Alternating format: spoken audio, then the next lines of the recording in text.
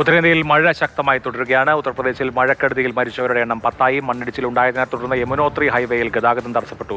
തെഹ്രിയിൽ മണ്ണിടിച്ചിൽ ഭീഷണിയെ തുടർന്ന് ജനങ്ങളെ മാറ്റിപ്പാർപ്പിച്ചു. അറബിക്കടലിൽ പുതിയ ന്യൂനമർദ്ദം രൂപപ്പെട്ടതോടെ ഇന്ത്യയുടെ പടിഞ്ഞാറൻ മേഖലകളിൽ മഴ കനക്കും. വിഷ്ണുപ്രസാദാണ് വിവരങ്ങളുമായി ചേർന്നത്. വിഷ്ണു, ന്യൂനമർദ്ദം രൂപപ്പെട്ടിട്ടുകൂടിയുള്ള സാഹചര്യത്തിൽ മഴ ഇനിയും വർദ്ധിക്കാനാണ് സാധ്യത. ഉത്തരേന്ത്യയിൽ ആകെ മഴയാണെന്നാണ് വാർത്തകൾ. എന്താണ് വിശദാംശങ്ങൾ?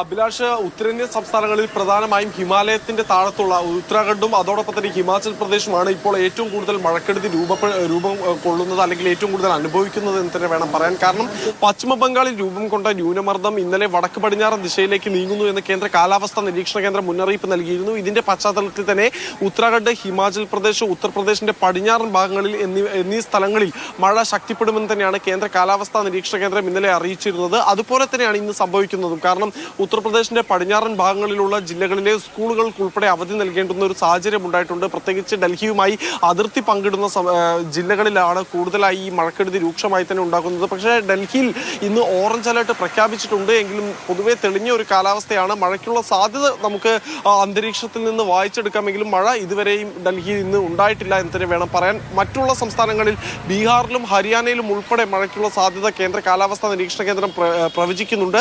ഛത്തീസ്ഗഡിൽ അടുത്ത 4 ദിവസം കൂടി മഴയുണ്ടാകുമെന്നാണ് കേന്ദ്ര കാലാവസ്ഥാ നിരീക്ഷണ കേന്ദ്രത്തിന്റെ മുന്നറിയിപ്പ്. അതിനിടെ കൊങ്കൺ ഉൾപ്പെടുന്ന ഇന്ത്യയുടെ പശ്ചിമഘട്ടം ഉൾപ്പെടുന്ന പടിഞ്ഞാറൻ തീരമേഖലകളിൽ മഴ ശക്തി പ്രാപിക്കുമെന്ന മുന്നറിയിപ്പും കേന്ദ്ര കാലാവസ്ഥാ നിരീക്ഷണ കേന്ദ്രം നൽകുന്നുണ്ട്. ഇത് അറബിക്കടലിൽ രൂപം കൊണ്ടിട്ടുള്ള പുതിയ ന്യൂനമർദ്ദമായിരിക്കും ഈ മഴയ്ക്ക് കാരണമെന്നാണ് കേന്ദ്ര കാലാവസ്ഥാ നിരീക്ഷണ കേന്ദ്രം അറിയിക്കുന്നത്.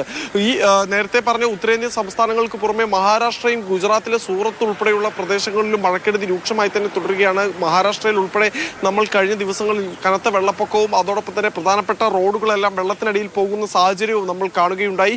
സൂറത്തിലും സമാനമായ ഒരു സാഹചര്യമാണുള്ളത്. അതോടൊപ്പം ഡൽഹിയിൽ നിന്ന് ഉത്തരേന്ത്യയിലെ മഴയുടെ വിശദാംശങ്ങൾ നൽകുന്നത്.